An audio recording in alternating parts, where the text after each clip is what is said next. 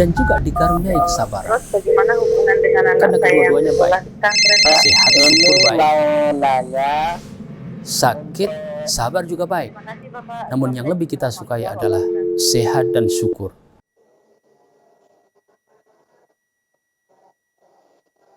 Alhamdulillah, hamdan katsiran tayyiban mubarakan fi kama yuhibbu rabbuna wa yarda.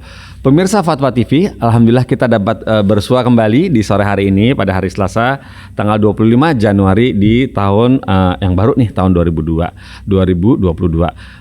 Pemirsa Fatwa TV, acara ini yaitu acara live interaktif, program live interaktif Tarbiyah Islamiyah yang dipandu oleh Al-Ustadz Nafi Zainuddin Hafizahullah Ta'ala sebagai anggota Dewan Fatwa Perhimpunan Al-Irsyad, dan saat ini beliau posisinya ada di kota Temanggung, Jawa Tengah ya, Temanggung, Jawa Tengah. Baiklah, alhamdulillah. Alhamdulillah juga Al-Ustadz sudah bergabung bersama kita. Nanti coba kita sapa. Sebelumnya saya umumkan dulu, jika pemirsa yang ingin bertanya di program ini, bertanya kepada Ustadz Nafi, bisa di 021 212 32 333. Dan bagi pemirsa yang bergabung atau relay acara ini, yaitu radio yang tergabung dalam RTVC, bisa di nomor telepon 021 212 32 333. Kami tunggu ya teleponnya ya. Nah, sekarang kita sapa Ustadznya nih. Assalamualaikum warahmatullahi wabarakatuh, Ustadz Nafi. Waalaikumsalam. Kafa halak Ustadz? Alhamdulillah Ustadz. Antum, Mas. Alhamdulillah. Kami sehat-sehat di sini Ustadz. Alhamdulillah, berkat doa antum, berkat rahmat Allah kita dapat bersua kembali di sore hari ini, dan kami sangat bersyukur antum bisa meluangkan waktu ya. Sudah lama kita kangen juga ini bertemu di sore hari ini. Lama ndak basuh Ustadz. Iya. Yang kangen tuh bukan cuma saya dan kami Ustadz. Ini loh pemirsa loh, pengen dijawab, ini banyak banget pertanyaannya. Ini yang kangen. Iya begitu. Baiklah, alhamdulillah, semoga antum sehat di sana. Dan bagaimana kabar pondok? Alhamdulillah baik. Da'awatukum at-tayyibah. Alhamdulillah, masya Allah, barakallahu fiik Ustaz. Semoga Allah memberkahi atas usaha antum dan semua teman-teman pengajar di sana, juga para santri ya Ustaz ya. Barakallahu fiikum. Menara Quran, masya Allah, menara Quran. Baiklah Ustaz, untuk pertama ini di awal acara ini kami minta nasihat Ustaz. Beberapa teman-teman kami yang masih memiliki usia anak-anak sekitar 3 tahun sampai usia SD gitu ya. Mereka tuh sedikit apa yang mereka ingin bisa lakukan untuk menanamkan akidah yang baik, di pondasi yang kuat bagi putra-putri mereka itu yang di sekitar usia itu 4 tahun sampai dan sekitar usia SD begitu Ustaz. Barakallahu fiik, mohon nasihatnya. Alhamdulillah wahdahu nusalli wa nusallim ala man la nabiyya ba'dah wa ala alihi wa ashabihi wa man tabi'a bihudah ila yaumin nalqah. Hakikatnya Allah Subhanahu wa taala memperingatkan, mengamanatkan kepada kita tentang anak-anak kita. Allah Subhanahu wa taala menjadikan mereka adalah bagian dari tempat kita untuk mensyukuri nikmat-nikmat Allah Subhanahu wa taala. Di antaranya yang terpenting adalah dengan berupaya mendidik mereka menjadi orang-orang, anak-anak yang soleh dan solehah. Selalu bahwa tarbiyah itu tidak terlepas dari persiapan-persiapan untuk melakukannya. Di dalam agama Allah bahkan kita sudah diminta berdoa sebelum datang anak keturunan kita. Para nabi alaihi wassalatu wassalam meminta kepada Allah Subhanahu wa taala dzurriyyah thayyibah, anak-anak yang baik ketika mereka belum hadir di alam dunia ini. Juga dimulai dengan menyiapkan calon ibu buat mereka. Tentu dalam hal ini kepala keluarga menyiapkan dirinya dan calon ibu buat anak-anak mereka juga disiapkan. Pun ketika mereka sudah lahir, ya, kalau kita kembali kepada apa yang diriwayatkan dari para sahabiat, misalnya Aisyah radhiyallahu taala anha, ketika dikabari tentang kelahiran seseorang, ya, mengucapkan syukur kepada Allah Subhanahu wa taala. Demikian juga dengan syariat akikah dan berbagai syariat yang sesungguhnya memberikan kepada kita sebuah penanaman bahwa agar anak-anak kita terdidik dengan baik, orang tua juga berupaya agar mereka mampu untuk memberikan yang buat anak-anaknya, dimulai dengan berusaha untuk menjadi orang tua yang soleh dan solihah. Selanjutnya, bahwa anak-anak dalam usia yang kecil, ya, dalam usia yang belum masuk balik, wallahu ta'ala a'lam, di antara perkara yang paling efektif insyaallah, ya, selain kita memohon kepada Allah Subhanahu wa ta'ala, adalah masalah keteladanan dan masalah pembiasaan. Ya. Masalah keteladanan artinya mereka melihat dari orang-orang dekat mereka, terutama orang tua, hal-hal yang baik, termasuk dalam hal ini masalah akidah, masalah akhlak, dan masalah ibadah. Tentu dia akan melihat apa yang ada di sekitarnya. Dia akan mendengar apa yang ada di sekitarnya. Ketika dia sering mendengar perkataan Alhamdulillah, dia akan mengikut Alhamdulillah. Ketika dia mendengar perkataan Astagfirullah, dia akan mengikut mengucapkan Astagfirullah. Ketika dia melihat orang tuanya sholat, dia akan ikut sholat. Ketika dia melihat orang tuanya baca Al-Quran, maka ia akan ikut untuk membaca Al-Quran.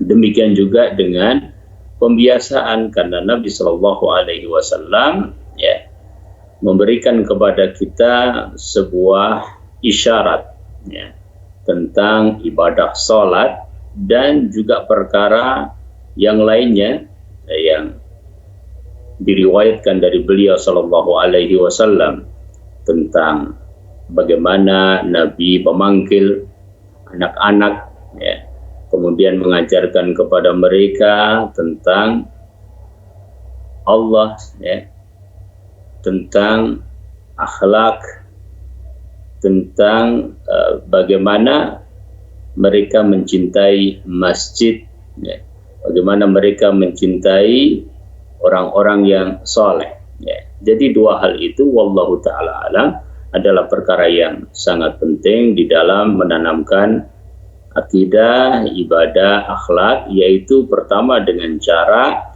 keteladanan, uswah hasanah, dan yang kedua adalah dengan pembiasaan, wallahu ta'ala alam. Barakallahu fikum Ustaz atas nasihat antum kepada kita semua di sini.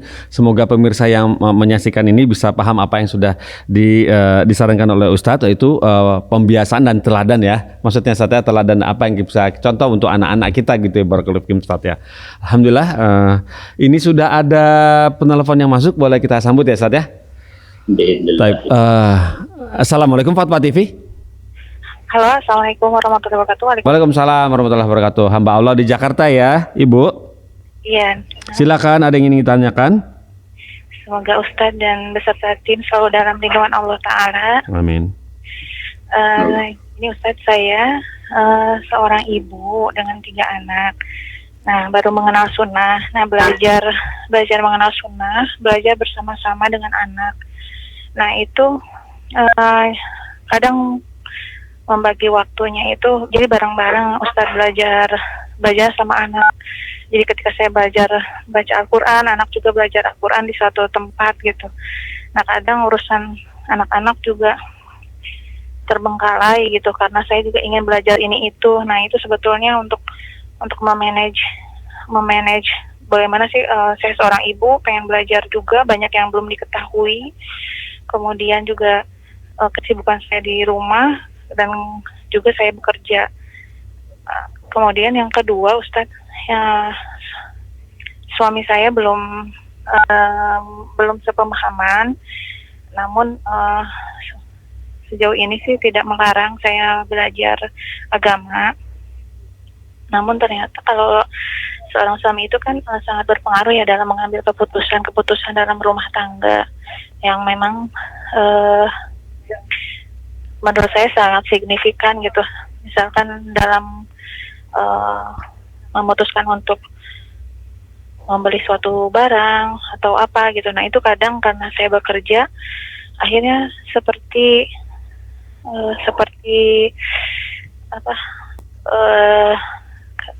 untuk nafkah itu seperti dibagi dua gitu antara saya yang menanggung juga dan suami juga gitu.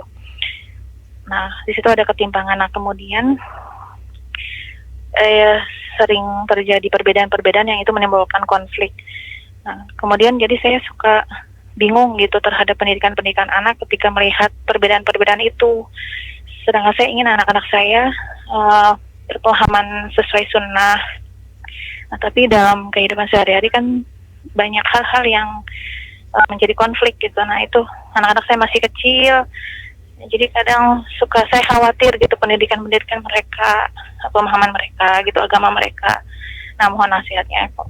Beberapa hari ini saya sering bermimpi buruk, itu seperti nyata banget gitu, Ustadz. Nah, itu sangat mengganggu psikis saya. Nah, mohon nasihatnya, apakah mimpi-mimpi itu apakah memang bagaimana mengusir pikiran-pikiran buruk dari mimpi-mimpi buruk itu, Ustaz.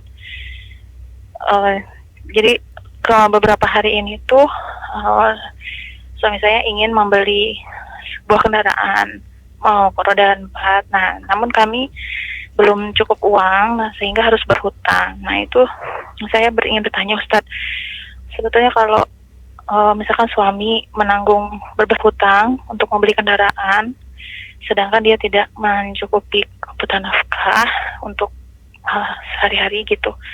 Nah, itu jadi dibebankan kepada istri, atau pilihannya istri yang membeli mobil itu, yang mencicil hutang itu dari gajinya. Nah, nanti suami yang memberi nafkah. Nah, itu sebetulnya pilihannya seperti apa yang terbaik gitu, Ustaz? Ya, berarti Ibu cukup juga bekerja dan berpenghasilan ya, Bu ya? Iya, betul. Ya, baik. Jazakallahu khairan, barakallahu fikum. Wah, iya, begitu. Terima kasih sudah telepon ke Fatwa TV, Ibu hamba Allah di Jakarta. Barakallahu fikum. Fadal Maskura, Ustaz, atas bagaimana jawabannya ya? Fikum barakallah, alhamdulillah, wa nusalli wa nusallim ala rasulillah. Ada beberapa hal yang insyaallah ta'ala menjadi masukan dari pertanyaan yang disampaikan oleh saudari. Yang pertama, ukhti fillah, ya, bahwa mimpi bukanlah dasar apapun di dalam kita mengambil sikap, terutama dalam masalah yang kaitannya dengan agama, ya. Dalam hadis memang mimpi itu ada 3 macam, ya. Yang pertama adalah dari Allah, yang kedua adalah dari syaitan, dan yang ketiga adalah hadithun nafsi, yaitu apa yang sedang kita pikirkan terbawa di dalam tidur.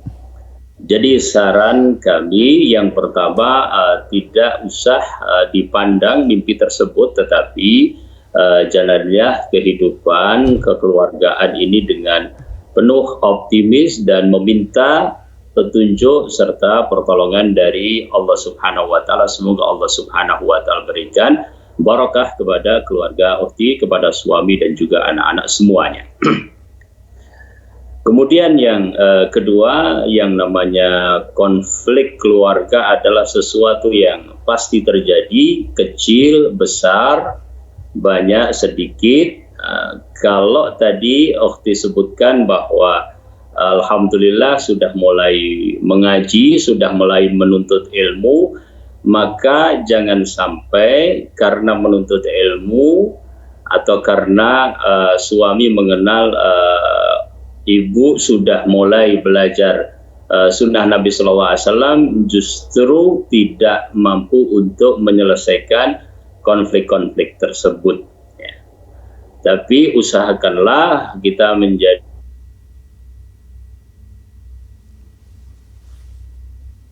Ya, Ustadz, ya, assalamualaikum. Pemirsa Fatwa TV, coba kami sambung kembali ya, koneksi yang sedikit ada gangguan ini. Seperti biasa, kita coba kembali sambungkan bersama Ustadz ya. berdua. Bisa ditunggu sebentar. Alhamdulillah sudah tersambung kembali. Coba kita siapa? Bagaimana Ustadz? Afwan, Ustadz tadi terputus kami di Jakarta. Iya. Barakallahu fiik. Iya. Monggo Ustadz disambung. Kedua, saya ingin menegaskan bahwa dengan belajar sunnah sangat diharapkan bahwa konflik-konflik yang terjadi baik kecil ataupun besar ya lebih bisa diselesaikan dengan baik. Artinya suami menjadi lebih percaya bahwa apa yang kita pelajari dari dinul Islam ini semakin memberikan solusi. Bahwa kita saat ini semangat untuk belajar sunnah juga memberikan solusi terhadap konflik-konflik, masalah-masalah baik berkaitan dengan suami istri ataupun anak-anak yang mungkin terjadi. Ya. Dan yang kedua ini adalah faktor yang sangat penting untuk memberikan kesan ya, kepada suami bahwa apa yang sedang kita pelajari sunnah Nabi SAW, dinul Islam yang lengkap, yang kafah, yang sesuai dengan para sahabat ini adalah sesuatu yang berefek positif untuk keluarga. Ya, jadi ini perlu dijaga sehingga kita harapkan dengan proses tentu tidak secepat kilat, artinya mungkin proses yang terjadi pada ukhti tidak seperti proses yang terjadi pada suami. Bisa jadi suami lebih cepat, kemudian alhamdulillah ya juga belajar sunnah bisa. Ya. Maafan pemirsa, kami mohon maaf atas kendala koneksi tersebut. Waktu ya. Apa namanya?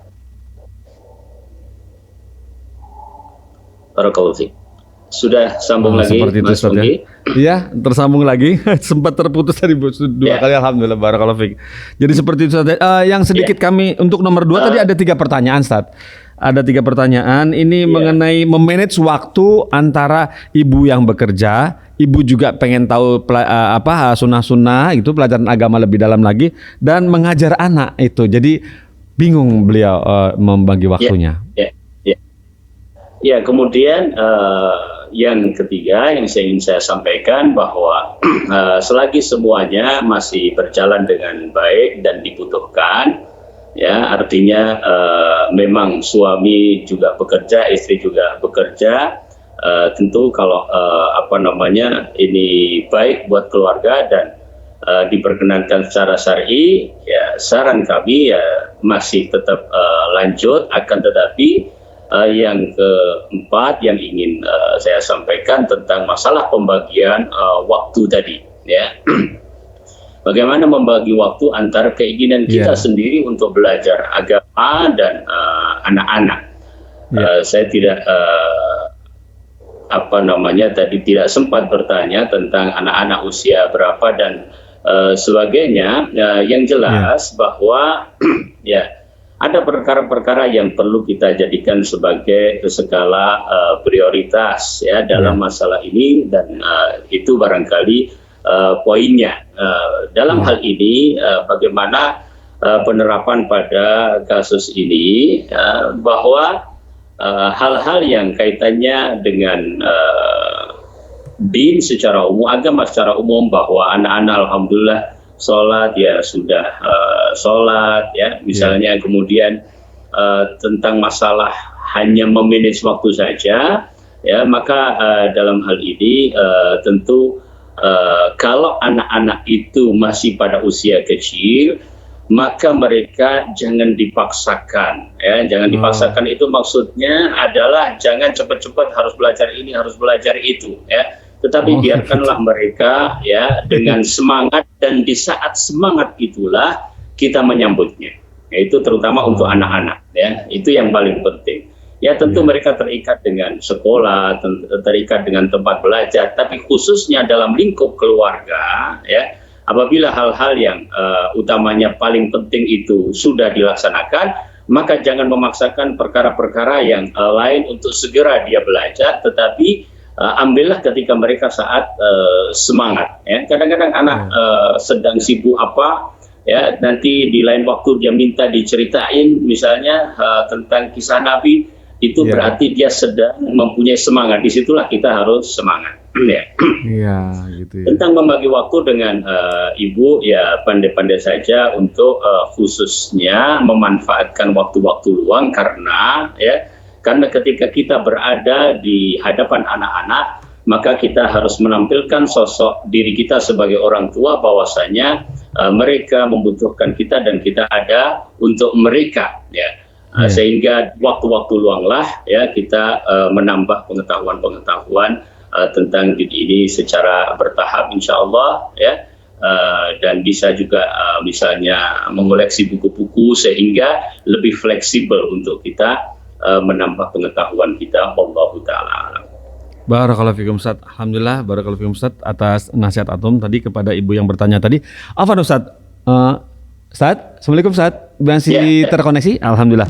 Ini yang mengenai ketiga, mengenai hutang, mau beli mobil tapi uangnya belum cukup, sementara pemakaian hutang itu dananya itu dari ibu. Antum mau jawab atau bagaimana?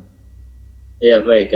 Baik. Saran kami bahwa suami dia ajak bicara di dalam masalah ini, karena dalam hal ini bagaimana kita semuanya insya Allah sebagai sebuah keluarga pasti mempertimbangkan hal yang urgen dan yang tidak urgen, yang kita anggap sangat penting dan tidak penting. Adapun istri misalnya ingin ya, atau dengan sukarela misalnya memberikan apa yang dimilikinya untuk keperluan tersebut, maka ini termasuk ihsan ya, termasuk ihsan dari istri, karena memang kewajiban suami memberikan nafkah tadi yang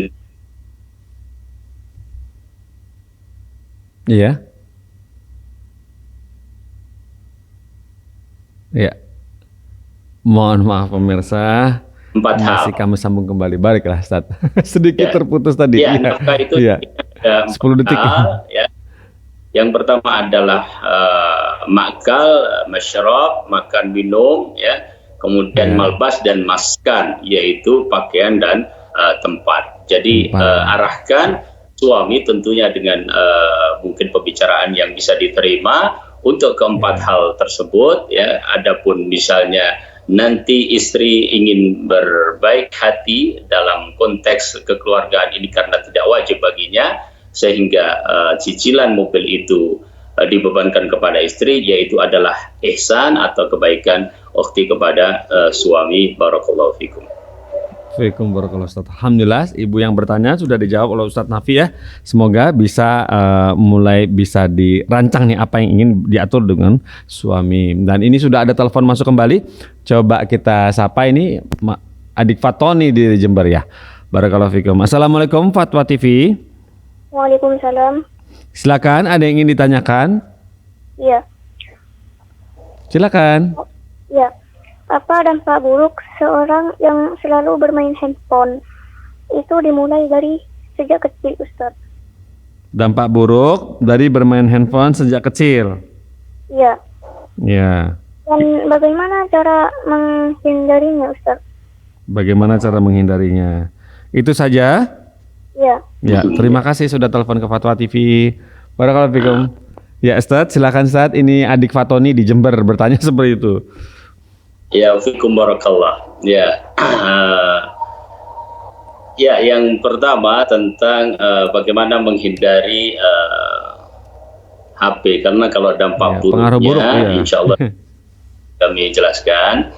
Ya, menghindari HP atau handphone atau gadget atau yang sejenisnya, untuk sekarang ini bisa dikatakan memang sebuah problem ya, yang susah juga memang untuk benar-benar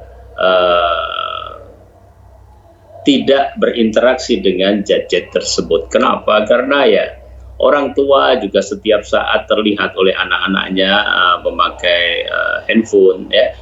Dan di setiap tempat ya, bahkan juga kemarin sempat ketika kita pandemi seorang siswa akan terfasilitasi dengan itu.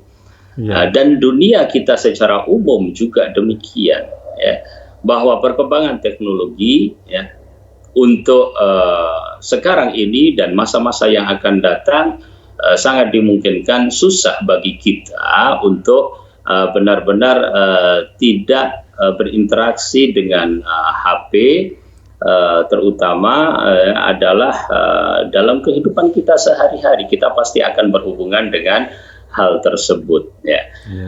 Untuk menghindari dalam arti adalah meminimalisir dari pengaruh-pengaruh buruknya, yang gitu. Ya. Menghindari pengaruh-pengaruh buruk, karena kalau kita dahulu bilang bahwa orang itu tergantung apa yang dibacanya, ya sekarang apa yang dilihatnya ya. Sedangkan apa yang ada di handphone apabila terkoneksi ke internet itu, meskipun beberapa konten itu akan tergantung kepada apa yang biasa kita lihat, tetapi ada juga ya short video itu semacam itu yang luar biasa itu macam-macamnya gitu ya. Sekali misalnya anak pernah buka, dia juga akan terus-menerus disuguhkan dengan hal itu ya. Nah, itu pasti akan mempengaruhi jalan pikirannya, akan mempengaruhi psikisnya, dan akan menjadi asupan terhadap dirinya secara tidak langsung ya. Kita sebenarnya dalam jangka panjangnya dampak buruk itu ya bisa prediksi, akan tapi kita bisa meminimalisirnya insyaallah taala memang dengan meminimalisir penggunaan HP itu ya. Ini dilakukan oleh siapa? Kalau anak-anak ya berarti orang tuanya yang membatasi dan mengawasi. Kalau kita misalnya sebagai remaja ya, atau orang yang sudah mengerti, tentu terhadap pilihan-pilihan kita sendiri ya, sehingga kita tidak terkena dampak buruknya. Kemudian kita berharap bahwa ya, kaum muslimin, kaum muslimat ya, semakin tinggi kesadarannya, karena dunia sekarang adalah dunia itu, maka kita harapkan jika mereka ingin meramaikan, maka meramaikan dalam rangka dakwah, sebagaimana yang dinasihatkan oleh para ulama, bahwa kita gunakan media-media itu untuk dakwah, sehingga konten-kontennya akan menjadi semakin bersaing antara yang baik dan yang tidak baik. Kita harapkan itu juga meminimalisir ya, sehingga insyaallah taala dengan seperti itu tidak ada dampak-dampak buruk atau paling tidak terminimalisir. Bahkan kalau kemudian yang berikutnya kita punya kebiasaan yang positif yang tidak tergantung kepada HP, insya Allah ya, kita juga tidak akan terjerumus jauh-jauh ke sana. Artinya anak-anak kecil harus diberikan kegiatan-kegiatan lain, remaja juga demikian, orang yang sudah dewasa juga demikian. Mas Pongki ini mungkin ya sebagai contoh ya, mungkin ya pegang HP kan kalau lagi nggak ada kegiatan saja kan gitu. Artinya ketika banyak kegiatan ya sibuk dengan kegiatan-kegiatan yang lain begitu ya, tapi ketika waktu senggang ya baru buka HP. Artinya dampak buruk tadi bisa sangat diminimalisir karena seorang anak aktif dalam banyak kegiatan-kegiatan yang lainnya. Wallahu a'lam. Barakallahu fikum Ustaz, seperti itu Ustaz ya. Barakallahu fikum. Jadi seperti itu cara menghindarinya. Tadi yang bertanya adik Faktoni di Jember, semoga bisa paham ya apa yang sudah disampaikan oleh Ustaz Nafi. Ya, kita perbanyak dalam melihat konten-konten yang positif, konten-konten dakwah, sehingga semakin lama konten yang tidak bermanfaat itu akan tenggelam dengan sendirinya. Barakallahu fikum Ustaz. Kemudian di sini Ustaz ada pertanyaan dari website, kita mulai ya Ustaz ya.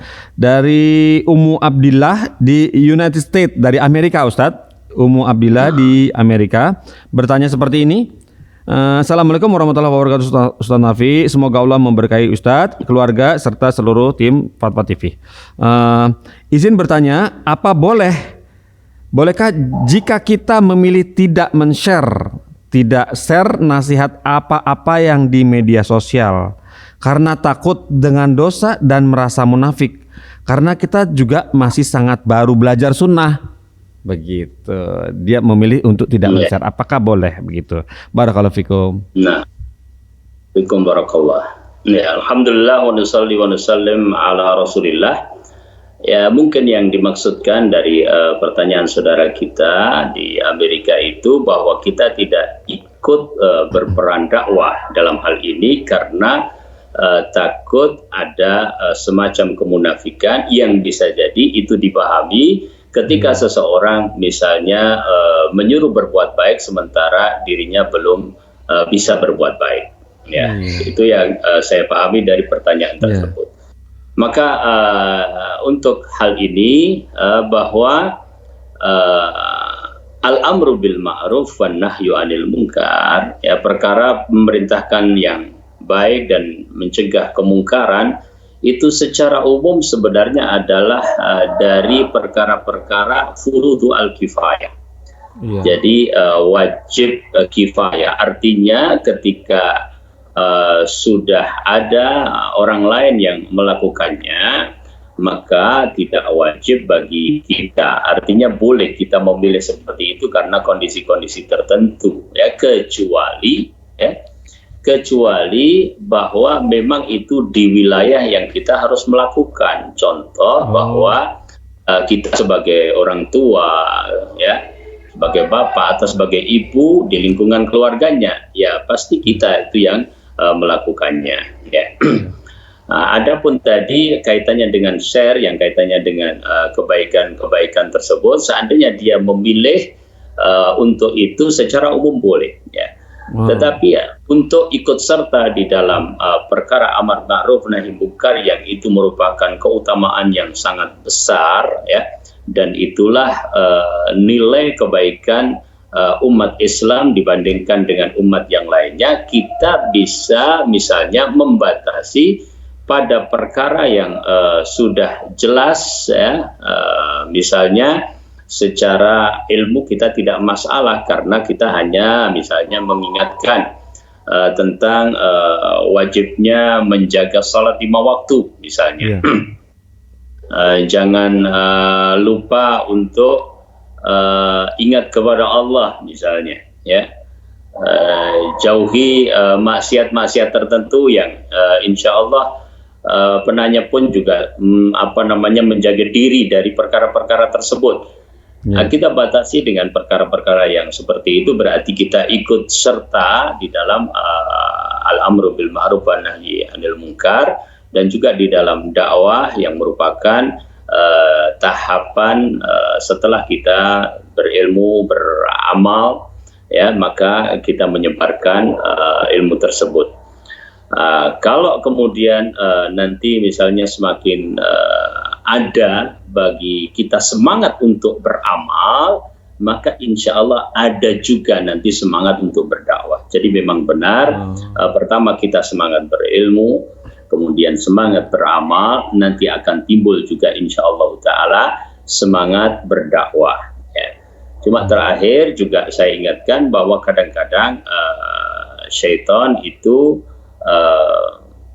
menggoda seseorang untuk tidak menyampaikan kebenaran, padahal dia bisa melakukannya dan itu mungkin bermanfaat. Ya, untuk perkara-perkara yang detail, yang rumit, ya, maka itu diserahkan kepada para ulama. Ya, bukan ranah kita, memang. Artinya kadang-kadang orang mungkin mengartikan medsos itu artinya harus berkomentar terhadap segala sesuatu. Ya, ada fenomena baru, dia harus komentar.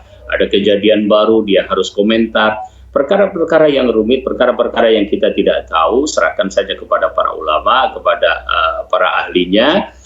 Adapun perkara-perkara yang sudah jelas, ya maklum minaddin bidarurah, maka kita bisa ikut serta di dalamnya. Wallahu ta'ala alam. Barakallahu fikum Ustaz, Masya Allah seperti itu ya. Untuk perkara-perkara yang sudah pasti, yang sudah kita ketahui, silakan ya Ustaz ya. Barakallahu fikum. Ini sudah ada pertanyaan yang masuk lagi Ustaz lewat telepon, coba kita sambungkan ini. Ya. Assalamualaikum Bapak Yunus di Jambi ya. Ya. Silakan Bapak Yunus. Kalau Ustaz, ini pertanyaannya Ustaz, aku nak apa kiat kita kalau ada kawan mengenal sunnah tapi dia nggak mau berjamaah di masjid. Sunnah soalnya di tempat ini belum, setahu saya belum ada, jauh lah masjid sunnah. Masjid jauh dari tempat Bapak Yunus? Masjidnya jauh? Enggak, masjid sunnah jauh. Ya. Terus di sekitar rumah ada masjid? Ya ada, tapi kawan tuh mengenal sunnah tapi nggak mau berjamaah sama masjid umum kan. Begitu. Dia tuh cuma di hari Jumat doang. Oh, cuma datang hari Jumat aja. Ya. Yang ditanyakan bagaimana gitu ya? Ya, bagaimana cara kita untuk mengingatkannya atau memberitahunya kan? Oh, Masya Kami Allah. baru mengenal sunnah juga. Oh, begitu. Barakallahu fiik. Ya. Iya. Itu saja Bapak Yunus? Ya, itu ya. Ya, terima kasih Bapak Yunus teleponnya. Ya. Barakallahu fikum. Iya, tafadhal Ustaz. Nah, Bapak Yunus di Jambi, barakallahu fiik. Ya, kadang-kadang di antara kita mengartikan mengenal sunnah itu tidak kemudian sampai pada praktek yang sesungguhnya sesuai dengan sunnah. Ya. Jadi apa yang ditanyakan berkaitan dengan mungkin dia mendapatkan bahwa masjid yang biasa saudara kita ini sholat, seperti tadi diceritakan Bapak Yunus, ada di antara yang dilakukan oleh jamaah hal-hal yang disinyalir bahwa itu adalah bagian dari perkara-perkara bid'ah yang bertentangan dengan sunnah Nabi Sallallahu Alaihi Wasallam. Ya. Yang perlu diingat dan difahami bahwa di antara sunnah Nabi yang sangat penting adalah sholat jamaah, ya. Artinya dilakukan oleh Nabi dan para sahabat ridwanullah alaihim ajma'in, ya. Bahkan Nabi Shallallahu Alaihi Wasallam memperingatkan dengan keras di dalam masalah ini. Pokoknya banyak sekali dalil yang berkaitan dengan pentingnya sholat jamaah. Ya, ketika Nabi Shallallahu Alaihi Wasallam misalnya menjawabi seorang yang minta izin untuk tidak sholat jamaah karena tidak ada orang yang mampu membawanya ke masjid karena beliau radhiyallahu taala anhu dalam keadaan buta, ya. Nabi SAW mengcross-check dengan mengatakan asami' tan nida, ya. Apakah engkau mendengar panggilannya, azannya mendengar? Dia menjawab, na'am ya Rasulullah, ya. Maka Nabi SAW mengatakan fa'ajib, maka datangilah. Ya. Sehingga para ulama banyak yang kemudian menyimpulkan bahwa jamaah ini hukumnya wajib. Ya. Jika wajib, maka datangilah masjid-masjid terdekat. Ya, apabila ternyata ada perkara-perkara yang tidak sesuai dengan sunnah Nabi atau bahkan bid'ah, tidak perlu diikuti, ya, tetapi ikut jamaahnya. Ikut kita melakukan sholat jamaah. Ya. Barangkali juga kalau kemudian kita berjamaah di situ dan kita menunjukkan juga berakhlak baik, karena sebagian orang terutama orang Indonesia ini juga ya mempunyai alhamdulillah penerimaan yang cukup bagus dalam mensikapinya, yaitu mensikapi begini, perbedaan itu dia anggap sebagai sebuah perbedaan sebelum dia tahu ilmunya. Oh ya, memang Bapak itu pemahamannya begitu, saya pemahamannya begini. Dia sudah punya penerimaan seperti itu. Selagi saudara kita ini bermuamalah dengan baik, ya, dan dia juga jamaah di masjid, barangkali nanti Allah buka jalan untuk mengkaji bersama, untuk sharing tentang dasar-dasar hukum, ya. Apalagi ternyata misalnya masalah-masalah fikih yang ternyata masih khilaf di kalangan para ulama, ya. Bisa jadi nanti akan semakin sunnah masjid itu semakin baik. Jadi dahulukan kewajiban di atas perkara-perkara yang tadi, selagi memang itulah masjid yang terdekat. Maka kita tidak mencukupkan dengan datang di sholat Jumat, tetapi juga sholat jamaah. Wallahu ta'ala. Barakallahu fikum Ustaz, seperti itu ya nasihat dari antum. Alhamdulillah. Ini kita masih memiliki waktu sekitar ada 6 menit. Ustaz, ini ada pertanyaan dari Ibu Meila di Tasikmalaya, Jawa Barat. Bertanya seperti ini Ustaz. Assalamualaikum warahmatullahi wabarakatuh Ustaz Nafi. Izin bertanya Ustaz, bagaimana sikap kita bila sesuatu yang kita harapkan atau kita inginkan ternyata sulit untuk kita capai, ya, atau sulit untuk terlaksana. Nah, lantas apakah kita bertahan menginginkan itu atau kita ridho, ikhlaskan dengan memandang baik atas semua yang terjadi, karena Allah memang nanti yang gantikan dengan yang lebih baik. Begitu Ustadz dari Ibu Mela di Tasik. Barakallahu fiik. Nah, untuk Ibu Mela di Tasik, barakallahu fiik. Jadi perkara itu ada dua macam, ya. Dilihat dari kemampuan kita untuk meraihnya. Ya. Sebagaimana dijelaskan oleh ulama, diantaranya Syekh Sa'di menyebutkan dalam hal ini bahwa ada perkara-perkara yang memang kita mampu melakukannya. Artinya kita sebagai seorang manusia diberikan kemampuan untuk mencapainya, ya. Maka di situ memang perlu adanya badlul majhud, ya, bahwa kita memang berupaya untuk mencapainya, ya. Selagi perkara itu adalah perkara yang baik, ya, dan kita punya cita-cita untuk sampai ke sana, maka ada badlul majhud, kita memang berupaya untuk bisa mencapainya. Tapi yang kedua, ada perkara-perkara yang kita memang tidak bisa mencapainya atau kita tidak bisa menghindarinya. Ya, contoh bahwa tiba-tiba ketika kita mau berhasil mendapatkan sesuatu jatuh sakit, kita tidak bisa menghindari itu, ya. Kemudian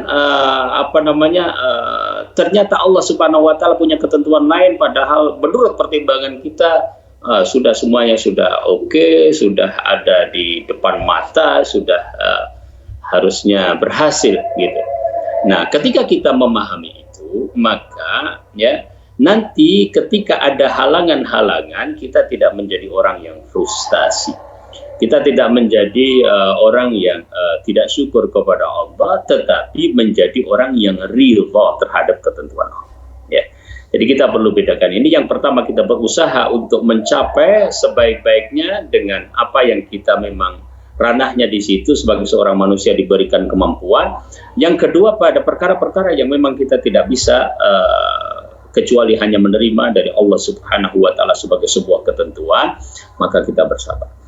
Ya. Nah, jadi pastikan bahwa perkara itu adalah perkara baik, dan cita-cita yang paling tinggi, yang paling baik itu tentu adalah surga dan ridha Allah Subhanahu wa taala.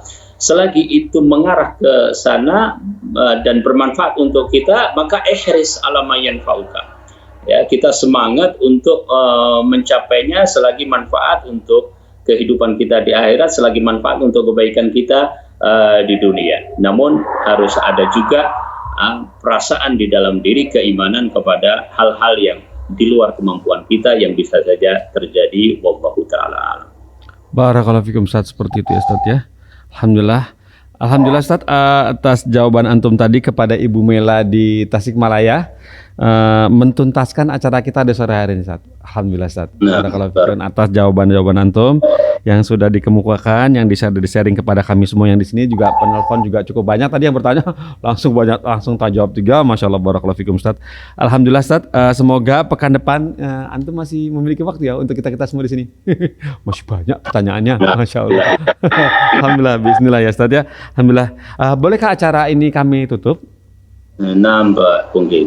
Baik, alhamdulillah, terima kasih banyak, jazakumullah khairan Ustaz. Ya, semoga antum diberikan keberkahan atas waktu yang sudah diluangkan untuk kita semua di sini. Nah, pemirsa Fatwa TV, tuntas sudah acara sore hari ini kita di live interaktif Tarbiyah Islam bersama Al-Ustadz Nafi Zainuddin sebagai anggota Dewan Fatwa Perhimpunan Al-Irsyad yang saat ini berada di Pondok Menara Quran di Temanggung, Jawa Tengah. Dan semoga Allah temukan kita kembali di pekan depan hari Selasa pukul 4 sore. Kita tutup acara ini dengan kafaratul majelis. Subhanakallahumma wa bihamdik asyhadu an la ilaha illa anta astaghfiruka wa atubu ilaika. Wassalamualaikum warahmatullahi wabarakatuh. Dan juga dikaruniai kesabaran. Terus bagaimana hubungan dengan anak Karena saya yang kedua-duanya baik. sekolah pesantren? Sehat, syukur baik. Mau nanya, Sakit, sabar juga baik. Terima kasih Bapak. Namun yang lebih kita sukai adalah sehat dan syukur.